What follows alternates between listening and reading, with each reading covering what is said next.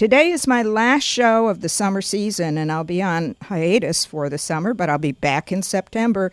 And I'm ending with a blast. My guests today are Robert Ben Garant and Thomas Lennon, authors of the hilarious and inside story titled Writing Movies for Fun and Profit. Fun being crossed off. How we made $1 billion at the box office, and you can too. It's from Touchstone, a division of Simon & Schuster. Now, they've got really long bios, but I'm going to hit the high points.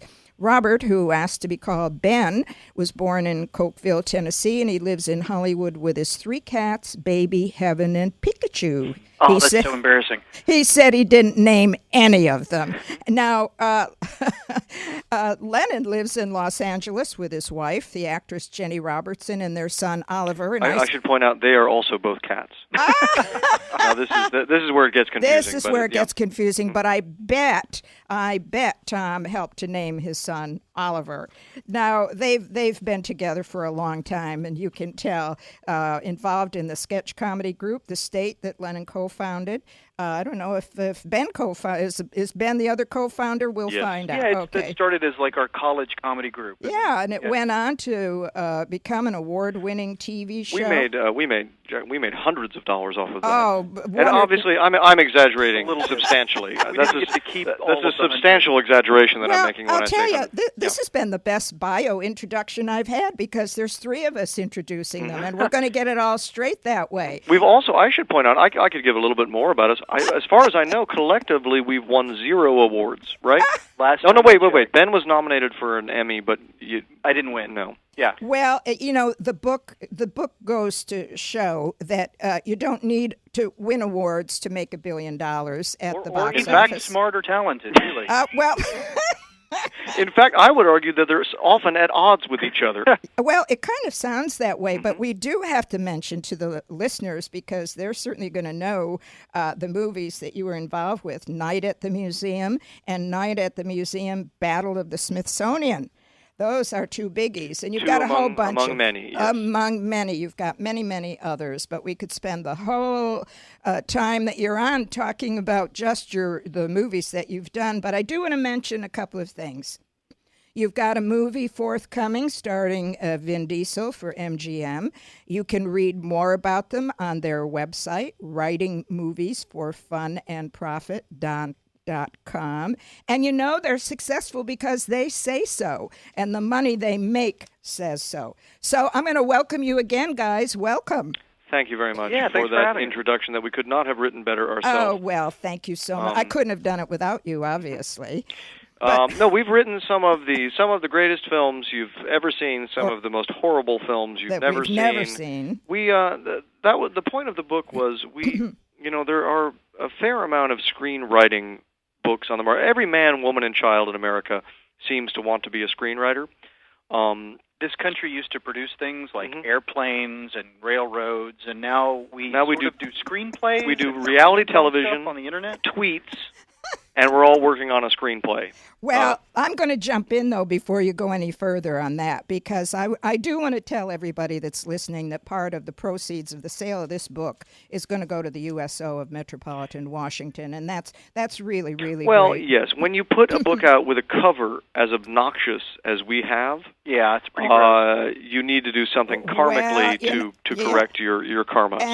And you're getting ahead of me there, because I've got some really important questions to ask you about that. Both we will dodge them like the pros that we are. I know you're going to interrupt me and go your own way, but I'm going to get you back. Why is this a witch hunt all of a sudden? Why are we on trial? We're on trial. That's right, you're on trial. Both front and back covers show you guys with some pretty buxom gals. Yep. So I would guess these covers are directed to the young guys who want to be a scriptwriter. It's definitely the most cleavage you'll see on a book about screenwriting. Yeah. Well, absolutely. So we have to get into the nitty-gritty, the dirty details about making movies. Are most successful scriptwriters guys? I don't know that that's accurate. There are some. It might be a slightly male-heavy industry.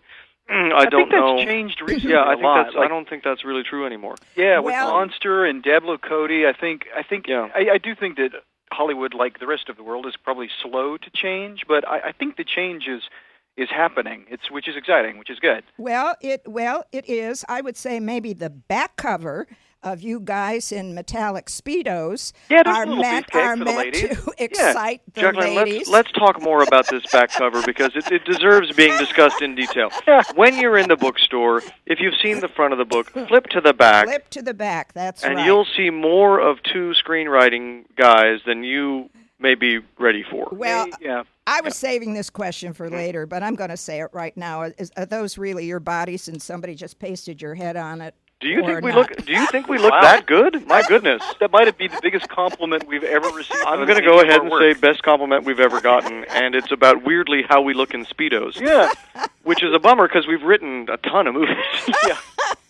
Well, you have to practice looking good in Speedos, I would say that. But, I really laughed out loud at this darn book. But, again, in reading it, everything is directed to the guys. I mean, it's fun, irreverent, and raunchy. Probably what your high school teachers told you was toilet humor. But that seems to sell. So does a successful writer have to hang on to that? Well, we hope that it's funny, and then the other part of it is it's accurate. Every dark, weird story that seems too crazy to be true in there is absolutely true. Oh, I believe it. We really just want people to kind of know before they get here, if they want to get here as a screenwriter, what the party's like and what exactly we're doing here and what we're up to. Honestly, most of the information in the book is stuff that simply no one else could possibly tell you because no one else really knows it.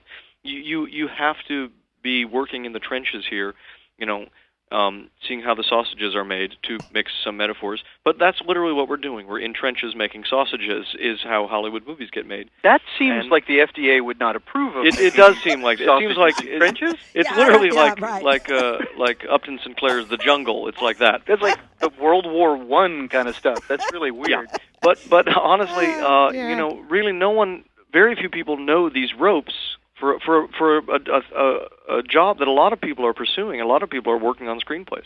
A lot of people are trying to get movies made. And there are a ton of mistakes you can make that will prevent that from happening. A lot of, I think we started writing it during the writer's strike because we both write compulsively and realized, well, we have to write something, and we can't write for the entertainment industry. Why don't we write about the entertainment industry? And so we looked at all of the books about screenwriting. And most of them are all screenwriting theory. It's all about cracking a great character and the story arc, and it's stuff that I would argue can't necessarily be taught. I think that you have to teach yourself how to write character. You can learn structure, absolutely, but to really, you can't teach somebody how to come up with good ideas. So we wanted to write a book that is all of the stuff that's not in all of those other books, which is the business side, which is what happens when you get to Hollywood, what are the meetings like, and what are you supposed to do after you get hired. Yeah, well, I think it's great, and probably a lot of things in this book, probably the executives out there and all the movie studios really don't want people to know the ins and outs about. There's a lot of things in there that I couldn't believe that you talked about, and even you say in the book, never make enemies, but in many ways you kind of knock Hollywood and a lot of people in a fun way. But Jonathan Glickman, president of MGM Motion Picture Group, gives you a glowing comment. So how did you get away with writing this, telling the truth, and still hanging on to friends? Well, I don't feel like the book is an expose, really, per se. It's more just funny, actual stories. It's funny that you would feel like they're an expose. I think people inside the studio system would say, "Oh yeah, this is exactly how it works." I don't think they would feel like. Now, the way that the trick is, the way that the studio system works is completely insane. Yes. So okay. So yes, absolutely. But I think everybody in here knows that. I think people on the outside are either confused by it or bitter about it. But inside, you're like, yeah, it's another day. It's another day. You pitch a movie to Jackie Chan, and on the way out of the office, he becomes Vin Diesel to the studio, and that's what you do. And the next day, you're fired, and then and it all makes sense, doesn't it? Somehow it all makes sense, even though it's an impossible, crazy jigsaw puzzle of pieces that don't quite fit together. Well, that's why I think it's a great book, and it really is a funny book. And some of the things that you say are really irreverent. But most people, and I've read a lot of books. I mean, I read a lot of books to do this show, and I've read a lot of books on theory of whether it's theory on writing a best-selling novel or writing a script, and I've never seen anything like this in a book. So, I mean, I think you hit the nail on the head when you did this. Oh, thank you. That's very nice of you. Well, it's true, but it's so darn funny. It's incredible. Let's talk about, in the beginning of the book, you say there are 3 things one needs to get started in Hollywood. So, what are they? Well, one is first. This is the vaguest one, but if you're going to make it as a screenwriter, well, you certainly need an agent and a manager and to be in Hollywood, or at least an agent. The other thing you need is, honestly, a compulsion. Yeah. Because if you do not write compulsively, and I mean truly compulsively, that you should feel an urge, almost like a junkie, that you need to write like a fix. Mm-hmm. If you don't feel that, skip it. It will never ever work out for you. If getting up and writing, 20 pages a day is a drag, you shouldn't be here. Don't even think about it. That should be. I mean, that's almost like if you're an Olympic runner, if you don't like running, you shouldn't be here. Like the competition is who runs fastest. The subtle differences in the racetrack. But if you don't already run 30 miles a day, you probably shouldn't be thinking about the Olympics. And if you want to be a writer, you have to enjoy it. You have to enjoy the good days, you have to enjoy the bad days, and you have to compulsively write material. It has to almost be like a compulsion. And the real reason is not because of how much is going to be required, how much material is required of you. It's because of how much of your material will be thrown in the garbage, so that you have to be generating. I tend to feel like most people are capable of writing the same amount of good material. The people who are surviving in the studio system are the ones who are generating the most material because so much of it gets thrown in the garbage. Yeah, that's unbelievable. That's unbelievable. I do want to mention that I'm talking to Ben. Is it Garant or Garant? Garant. Okay, the unfancy version, yeah. Oh, okay, Garant sounds kind of nice, but we say Garant. And Tom Lennon, who's come out with a fantastic book, Writing Movies for Fun, crossed off, and Profit, emphasized how we made $1 billion at the box office, and you can too. Everything in here is funny. Of course, we can talk about your definition of what a producer does, and we will. But I want you to talk about, first of all, pitching a script in the story you tell about the one producer that.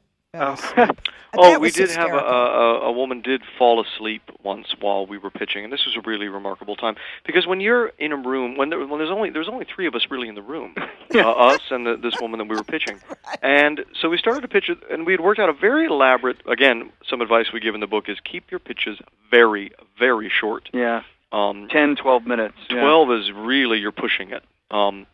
But so we were pitching a movie, and the idea was for Adam Sandler. It was basically he was like a security guard at like a mall, and he lived in an old folks' home just by chance because it was convenient, and he lived with like his grandmother. They were just like roommates, and we were pitching the whole movie, and we started to notice the person we're pitching to, their eyes were just starting to flutter and flutter, and then a moment later she was sound asleep, and we were just sitting there looking, and then. This is an awkward thing when Ben and I are the only other people in the room. Yeah. And she is now asleep.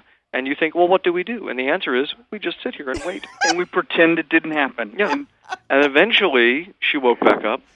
And then we just sort of very casually picked up the conversation right where we'd been going. But she'd been asleep for at least 4 or 5 minutes. That's amazing. That's hysterical. Well, it was also a good sign that it was probably not the greatest going movie. Well. Yeah. Not going too well. Yeah. Yeah, that's not the one you high-five walking out of the office. Yeah, I won't ask if you sold that one or not. Believe it or not, I certainly don't did not. think we did. Yeah. I can't believe that. Okay, let's talk briefly, because there's other things we want to cover. Talk a little bit about the structure of a script. I thought that was a great segment. This is interesting, because this is the only thing. Other screenwriting books have covered, over 800-900 pages. Some people will do a seminar on this, and they'll Robert McKee will go down to the airport Marriott, and he charges $900, and he tells you this. We sum up movie structure in basically a sentence. Ben, do you want to give that sentence? Yeah, you get a guy up a tree, you throw rocks at him, and you get him down out of a tree. That is the structure of every movie. That's it. Aliens arrive, they kick our ass, we kick their ass. Anyone who tells you there's more to movie structure than that is lying. They're padding out a week-long seminar. Because they don't know anything else about it. Now, that said, once, there are a couple specific rules about page count and where things happen. Once you've done that, then comes the art of writing, which is all the fun and creating the characters and the action. And you mentioned that there's great software, too, for that. So easy. Yeah. But the fact is, honestly, pretty much and again, we're not talking about writing art house films. We're not writing Adam Agoyan films, things that play at film festivals. We're talking about writing big, hit studio movies. They follow a very simple structure. And for Casablanca to The Matrix, it's exactly the same. Yes. So, and if you want to be a screenwriter, you need to learn that formula, and it is a formula. It's a very specific structure, and fit your film and do your art within those very specific pages. Yeah, well, Night at the Museum and the second museum film you did were certainly a big hit. So obviously you're doing something right. Now, Hollywood sounds, as we mentioned briefly, according to your book, pretty schizophrenic. And as you said, everybody in the business knows that. But I think especially a story where you can get the go-ahead, everything is set, and then the executive that reports to the president screws everything up. Talk about that one. This is interesting. Hollywood tends to be, the people at the top tend to be pretty smart. Yeah, they really do rise to the top, and the reputation that this town is full of idiots that make billions and billions of dollars worldwide with their movies is crazy. That's just not true. Like most of the people here, and the dumb ones usually get fired pretty quick, as is the case with an executive that we worked with on Herbie Fully Loaded, which is, I would say, is maybe the nadir of our... Without a doubt. Yeah. Of films that we've had made, yes. With our names on them, yes. yeah. So, you just have to watch out for people in the middle management sort of people at studios sometimes. People who are, who have not risen to the top yet because, there's a lot of opinions in the middle. And, like for us on Herbie Fully Loaded, which was, we thought, let's create a new Herbie the Love Bug movie with a sort of a Shakespearean twist, which is female character, wants to get into the world of street racing and then subsequently NASCAR. At the time, there were no women in NASCAR, really. And because her family won't let her do it, she has to disguise herself as a guy. And that was the movie, Right. It was As You Like It with Herbie the Love Bug. And it was smart. And what the studio bought was a Herbie movie that wasn't corny, but was a cool, smart movie that adults would like as much as kids. And they said, great. And we turned in a script, and it was greenlit, and they paid Lindsay Lohan, so it was like going. It was ready to go. That's never happened to us before. And then as soon as that happened, like a middle executive came in and was in charge of it. Started fiddling with the script and having us fiddle with the script every day. And eventually it came down to, tweak this, tweak that, tweak this, tweak that. They wanted to dumb it down. Basically. Dumb it down. They were like, this is a kids movie. Make it dumber. And we weren't, and we had to say over and over, well, what we sold wasn't dumb. Like, the reason that they like this movie is because it's actually kind of cool. And as the movie got dumber and dumber, we drew a line in the sand they wanted Herbie to smile. They wanted Herbie's metal bumper to go and literally smile at Lindsay Lohan. And we said, that's insane. We said, that's way too How dumb. would that even happen? It's not a Transformer. Yes, I accept a magic car. Smiling car, I just don't accept. Yeah. Well, that was good. So that didn't happen. But let's I want to mention very quickly too about you've got a book event coming up, and I want to mention the date on that. It's July 5th. You're going to be speaking and signing a book at Book Soup. I believe it'll be at Book Soup in West Hollywood. and that's right, on West Sunset Boulevard in L.A. And again, people can go on your website and get all of these events, writingmoviesforfunandprofit.com. And it's a funny website as well. I especially love the part where you can actually watch script writers writing. Very, very exciting stuff. That was really exciting. If you liked us in the Speedos, oh boy. Well, I kind of liked the robe. That was kind of fun. But it's a kick of a website.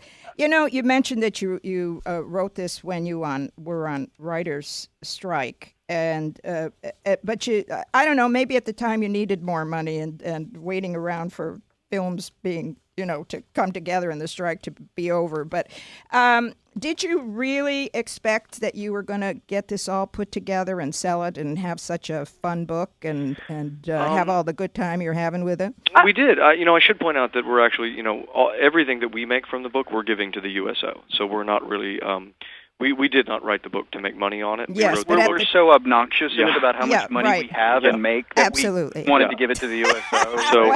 So everything that we make, the publisher probably keeps something for themselves, but everything that we would have made off the book goes to the USO. So, I think when we first started it, we just wanted to do a screenwriting book that has all of the really important stuff that's not in any of the other books, because the authors of the other books have never worked for a studio. Right. And it turned out great. Like, I'm really proud of it. It did. The other fun thing about it is it's pretty much so far the only thing we've written in our lives that's getting unanimously outstanding reviews. So the first time. It's really a strange feeling, I must say. I'm not sure how I feel about it, but it's the first time somebody's actually liked our writing in our careers. Yeah, I imagine that's kind of thrown you off a little bit, but I still can't get over the pictures on the front and the back. And I have it right here in front of me, and Johnny Bruce, sound man here, he really likes it too, I think. Johnny's very interested in screenwriting.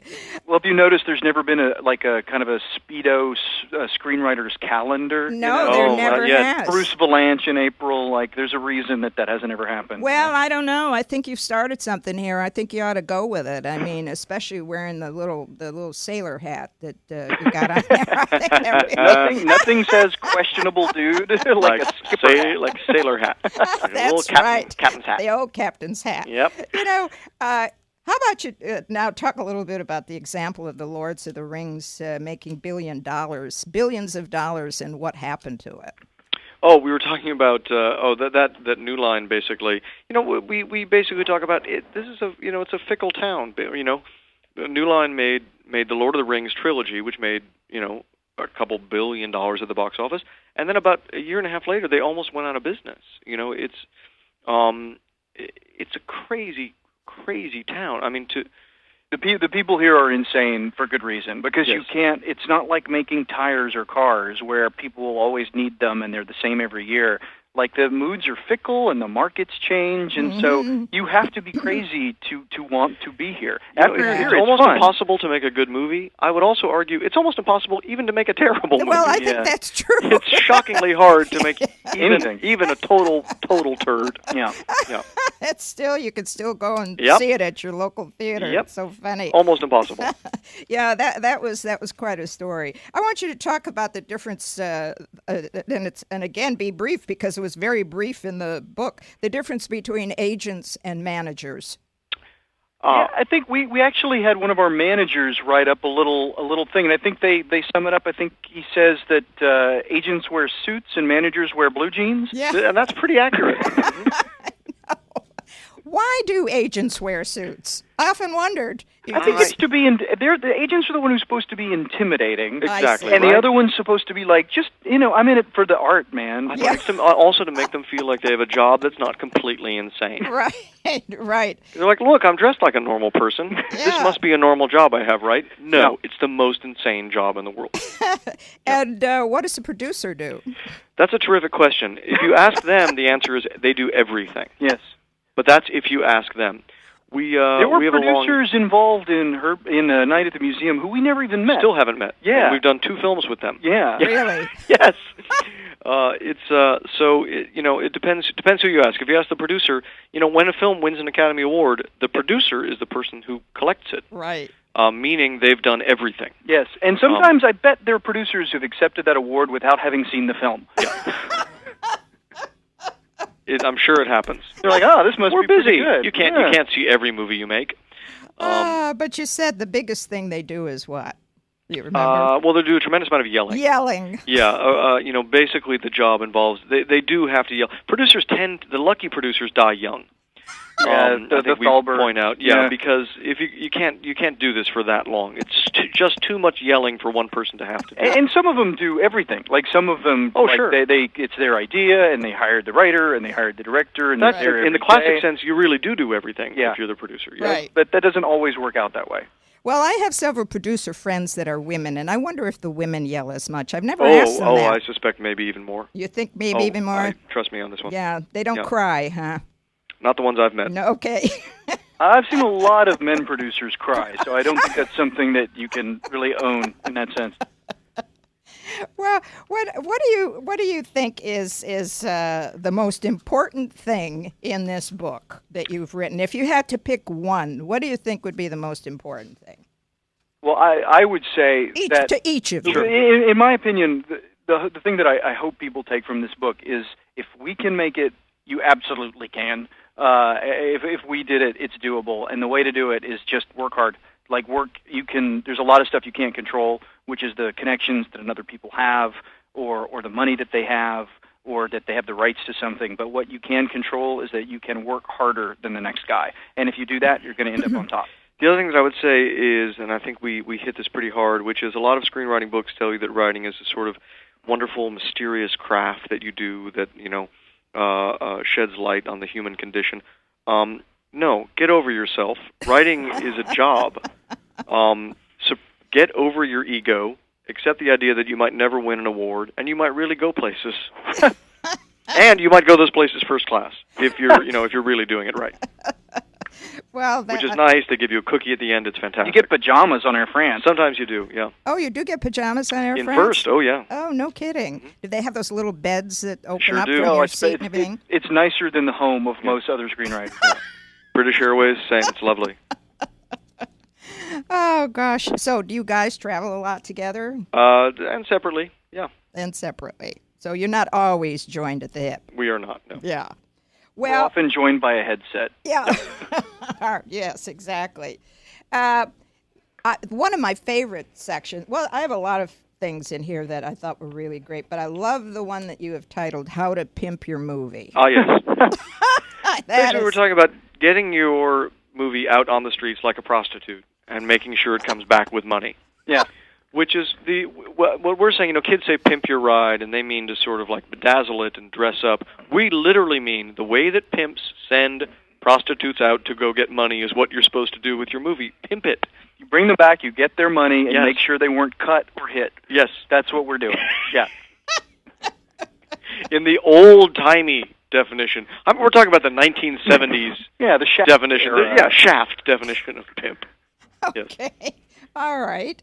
Well, I guess that, I don't know, is this book, as I said, in reading it and some of the stuff in it, I thought, well, this is really geared to the guys. But I seem to enjoy it an awful lot. I'm not a guy, I'm a gal. I think I got a lot out of it and had a good time laughing at it. So I think it's just as good for the gals, don't you? I certainly do. I certainly think. I think honestly, if you have any aspirations to work as a writer in the studio system, the book is imperative. I think you have to read it. I think if you just are a movie fan who wants to know a little bit more about the process, I think you will really, really enjoy it and have a good laugh because Absolutely. There's a lot of fun about sort of how the sausages are made that I think is pretty funny. That said, if you really want to do this job, I think it's required reading, really. And what's fun in here, too, is that you actually have some scripts that you really encourage people to try to have the film made.